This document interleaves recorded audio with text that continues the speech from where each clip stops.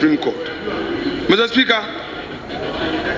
as I contribute to this report concerning appointment committee's report that vetted and is recommending 7 nominees to the Supreme Court of Ghana by majority decision, I will want this committee to first acknowledge the diligent work and detailed work of those nominees that appeared before us.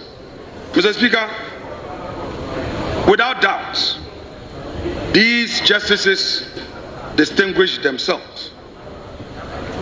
But whilst we acknowledge the diligent work of the committee and the detailed report before us, I must, Mr. Speaker, address this House on matters of profound constitutional gravity that transcend the routine consideration of judicial appointments. The report already recommends by majority decision, but the circumstances surrounding these appointments demand our most rigorous constitutional scrutiny. Mr. Speaker, this is not merely another parliamentary debate on appointment.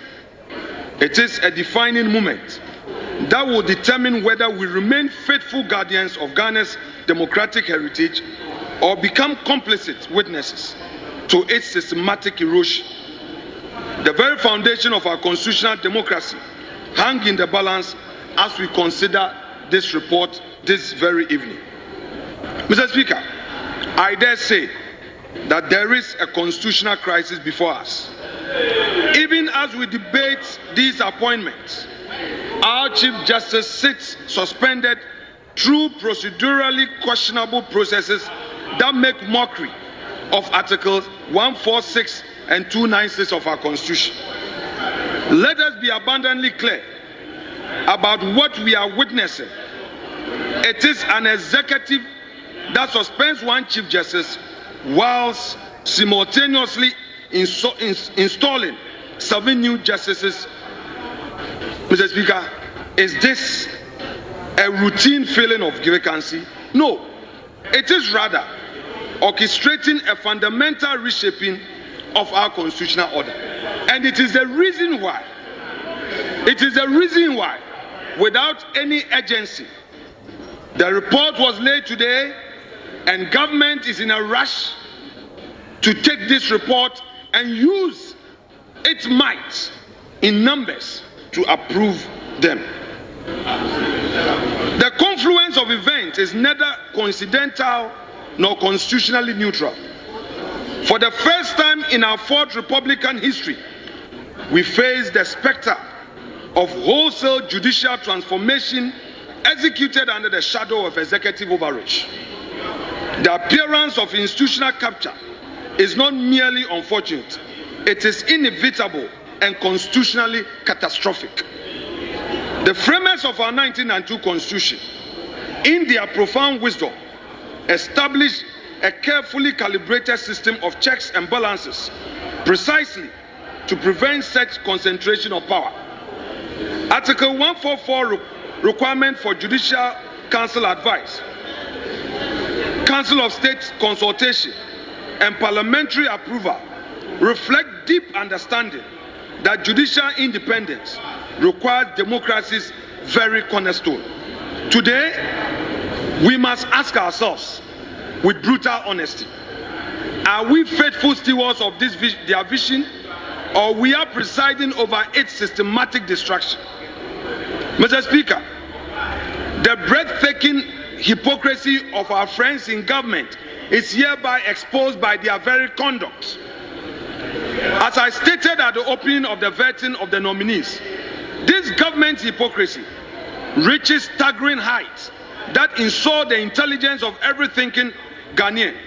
The same NDC that relentlessly opposed the nomination of Justice Sophia Benasco-Issa and Professor Richard Frimpong Opong under President Akufo-Addo, crying incessantly that the Supreme Court was bloated, now presents 7 nominees simultaneously without a hint of shame or self-awareness.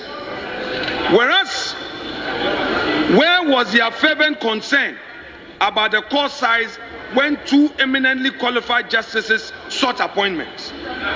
Where were their constitutional principles then? This gross dishonesty and rank opportunism reveals an administration driven entirely by political calculation, not constitutional principle. When President Akufo-Addo nominated two distinguished legal minds, the NDC discovered urgent constitutional concern about judicial bloat. Now, with 7 nominees presented en masse, they miraculously find compelling constitutional necessity. Such breathtaking inconsistency exposes a government that treats our constitution as a political convenience, embracing principles when expedient, discarding them when convenient. This hypocrisy, Mr. Speaker, is not merely embarrassing, it is constitutionally corrosive. It demonstrates that the NDC government views judicial appointment not through the lens of constitutional fidelity, but through the narrow prism of political advantage. Such an approach threatens the very foundation of judicial independence and constitutional governance. Mr. Speaker, we must confront an uncomfortable truth about Supreme Court's recent conduct. When fundamental principles of natural justice face systematic violation in the Chief Justice's suspension, our apex court retreated into comfortable silence when constitutional courage was desperately needed. The Supreme Court's reluctance to intervene in manifestly flawed processes being used to remove the Chief Justice represents a troubling departure. Honorable Minority Leader, please. The provision on relevance comes to play. Now you are addressing something which is different from what is before the House. You are addressing the issue of the suspension of the Chief Justice, while we have our nominees for you to give prior approval or appointment to the Supreme Court. So you focus on that one, not on the other issue. Please. Very well, Mr. Speaker. We always take a cue from you. When confronted with the procedures that plainly offend constitutional principles, the constitutional timidity sends a chilling message about self-preservation over constitutional principle. Mr. Speaker, we ask, are these nominees going to add up to what we are already experiencing? Mr. Speaker, what is happening currently, which makes it curious for us to consider the additional nominees, is not merely disappointing, it is constitutionally inexcusable. The Supreme Court, where these nominees are supposed to join, does not exist to preserve its own comfort or avoid controversy. It exists to courageously uphold constitutional principles, especially when doing so is uncomfortable or politically inconvenient.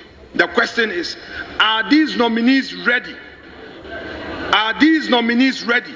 Mr. Speaker, we dare say that so far from what we have been experiencing, it appears that the court has abdicated its constitutional duty precisely when Ghana needs its protection most. What we have witnessed is an institution that has declined multiple invitations to exercise the courage required to restrain executive overreach. Are these nominees able to challenge executive overreach? The institutional cowardice, though perhaps humanly understandable, represents a fundamental failure of constitutional guardianship. The people of Ghana deserve better and expect these nominees to do better. They deserve justices who understand that judicial independence is not a privilege to be enjoyed, but a responsibility to be exercised with unbending resolve. Mr. Speaker, we in the minority, considering the circumstance of their appointment, whereupon the President wrote directly to the Judicial Council and even directed them to expeditiously consider his nominees, we find that it is such a rich circumstance that compromises the independence of these nominees. Mr. Speaker, the past procedure had always been that nominations will come from various interest groups within the legal fraternity. The Judicial Council would deliberate upon, make a recommendation to the President for the President to exercise his power of appointment. This is not what happened in this circumstance. Mr. Speaker, by these appointments, we hold a view that the doctrine of separation of powers is under siege. Separation of powers, details across chapter 8, 10, and 11 of the 1992 Constitution, is not an academic abstraction. It is democracy's immune system. When one branch accumulates excessive influence over another, the entire constitutional organism suffers. The independence of our judiciary is not a professional privilege granted to judges. It is fundamental right belonging to every citizen who seeks justice in our court. We dare again repeat, the circumstance of these appointments, are they going to live up to this expectation? Mr. Speaker, history teaches us that democracy Mr. Speaker, history teaches us democracy can collapse through dramatic military coup. However, in situations where there is a gradual capture of independent institutions by political forces, democracy also collapses.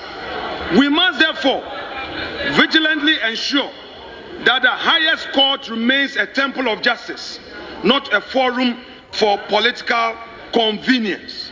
Mr. Speaker, the then NDC in opposition said that there must be merits, there must be seniority in the appointments. What did we see? The same people who complain that in appointment to the Supreme Court, there must be seniority in the consideration. One of the judges said he's barely spent 2 years at the Court of Appeal. There are seniors at the Court of Appeal. So wherein lies the principles of the NDC? Wherein lies the consistency of the NDC? You attack the Akufo-Addo administration of not being fair. You had the opportunity. Did you address your so-called system of unfairness? What are you doing? Mr. Speaker, the sacred trust of constitutional guardianship is squarely in the hands of our judges. To the nominees who now await our final approval, let me say to you directly, you seek to join an institution whose legitimacy rests not on popular mandate, but on public confidence in your commitment to constitutional fidelity. If confirmed by the majority, which they are desperate to do, you will become guardians of our fundamental law, trustees of our democratic values, and protected of rights that belong to all Ghanaians, rich and poor, powerful and powerless alike. Do not be moved by the might of the government to pander to them. Mr. Speaker, the Supreme Court's authority derives from its moral standing, not from political alignment. Citizens must believe that when they approach the courts, they encounter justices committed to the law's supremacy, not to any earthly master. This confidence, once lost, proves extraordinarily difficult to restore. And this, I would want our nominees to think deep and reflect. To our nominees, I say to you, you will inherit a Supreme Court whose reputation, by virtue of the manner of your appointment, is being brought to question. Your duty is to weather the many storms and ensure that you pass the greatest test. Your task is not merely to occupy seats on that bench, but to elevate its standing through exemplary service that demonstrates judicial appointment based on merit, not malleability. Mr. Speaker, let me in my further submission, proceed to address Article 125 of our Constitution.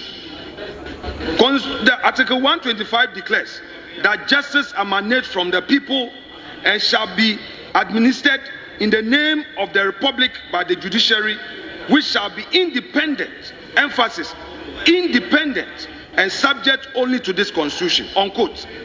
This independence is not abstract. It must manifest in every decision, every interpretation, and every interaction with other branches of government. True judicial independence requires both institutional courage and intellectual humility. It means deciding cases based on constitutional texts and sound precedent, not political preference. The government has created an impression that it is sending these nominees merely on the basis of political preference to the Supreme Court. This we don't need as a country. The judiciary must know that in protecting minority rights against majoritarian excesses, it has to deliver judgment that thoroughly, perhaps can disappoint its appointer, because the Constitution demands nothing less. Mr. Speaker, our colleagues made allegations of court packing, and this they used to physically prevent the laying of the report in the 8th Parliament. Today, what do we see?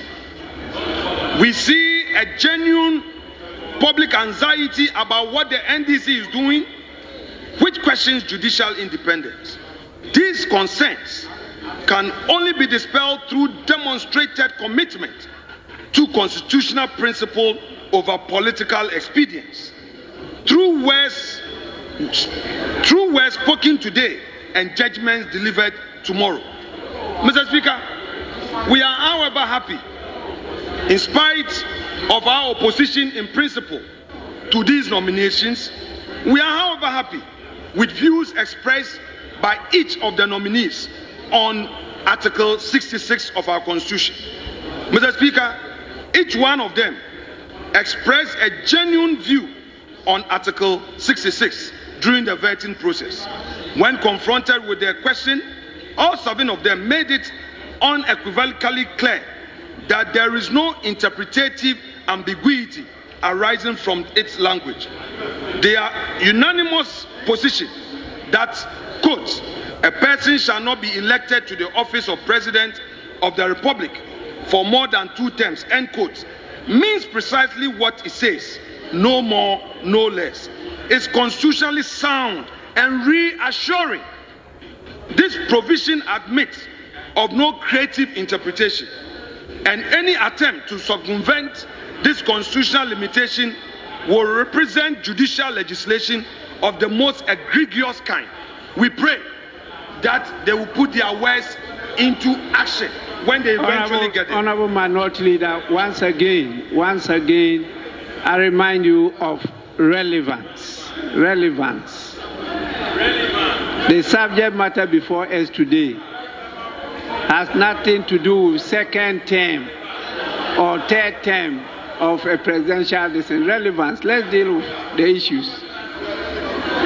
Mr. Speaker, with respect, Mr. Speaker, ordinarily I won't challenge you. The report captures Article 66. Mr. Speaker, my submission is coming out of the report. The report captures Article 66. But I would abide by you. That, Mr. Speaker, if you...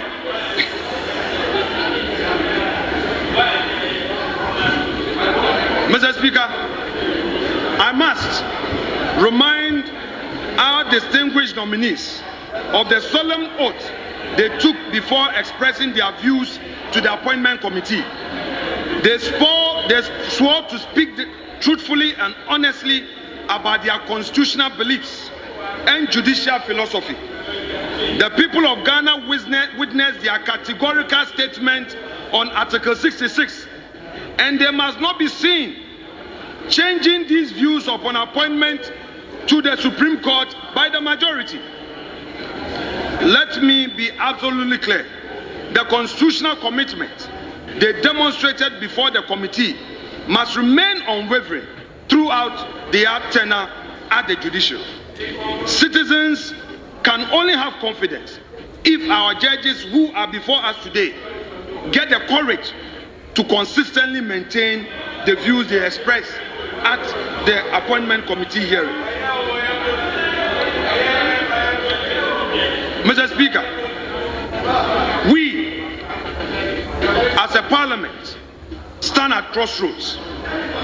Today, decisions we make today will either restore public confidence in our judiciary or mark the moment when Ghana's highest court became an instrument of executive convenience rather than constitutional conscience. Let me issue this clarion call to our colleagues opposite me, who are so determined and so desperate to go through this approval process. Mr. Speaker, what we have for them, we, the minority, will not join them in their inconsistent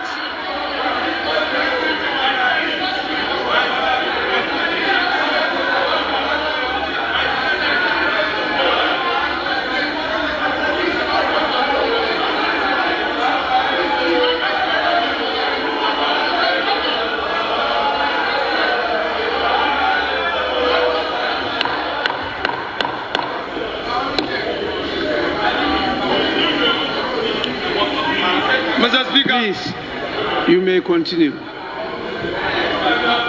We are not going to join them in their inconsistency in principle.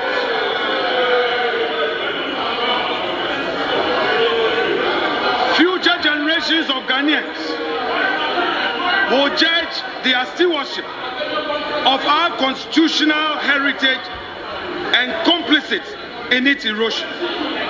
They will ask whether we possess the courage to defend judicial independence when it faces gravest threats, or whether we chose comfortable silence over constitutional duty. History recalls that democracies die not through dramatic collapse, but through gradual institutional surrender. Each compromise, each accommodation, each failure to resist constitutional violation contribute to democratic decay. We must not be the generation that chose convenience over constitutional principle. And we say that the majority is choosing political convenience over constitutional principle. Mr. Speaker, we have already stated in page 137 of the committee's report, and same can be seen in the final recommendation at page 138. With your leave, Mr. Speaker, I beg to quote. The committee, in conclusion, all members of the New Patriotic Party, the minority, were opposed to and voted against the nomination of all the justices on the grounds that, 1, the appointment of 7 justices was inconsistent with the NDC's own principle. We don't see it as filling vacancies, but we see it as reshaping a constitutional order at the very time that they have suspended the Chief Justice and they seek to dismiss it. Mr. Speaker, we also hold the view that the Supreme Court abdicated its constitutional duty and remained silent when fundamental principles of natural justice were violated. It is one of our reasons for opposing these 7 nominations. Mr. Speaker, again, we take the NDC by their own word. In the past, they said there was a judicial bloat. What has become of that argument? What has become of those 2 justices whose vetting was completed, the report was to be laid, and the NDC in opposition, in minority, physically prevented delaying of the report. And if I should quote the then Chief Whip, quote, Mr. Speaker, I said, Mr. Speaker, if the majority lays this report, there will be chaos in the House, unquote. Mr. Speaker, our decision in opposing and voting against all the nominees is not against the person of these nominees. Unfortunately, Mr. Speaker, they are eating a forbidden fruit. The fruit, the tree that is bearing them is poison. It's a poison tree. And the fruit thereof, which is they themselves, cannot be edible.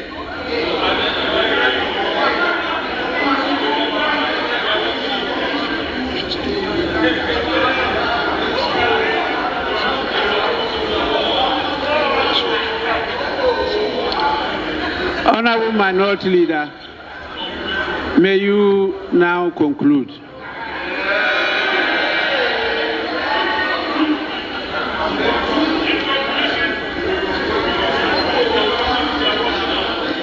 Mr. Speaker,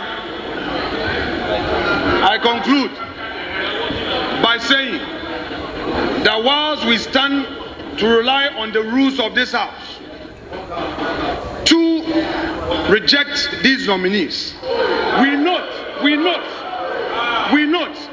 that even the majority with their 187 on this day that they want to push through have not been able to commandeer their numbers. They don't even have the numbers to take a decision. And Mr. Speaker, at the right time, an application will be made to challenge them that they don't have the 138 to take decision, and they cannot take decision on this matter today. I so submit, Mr. Speaker. Thank you very much.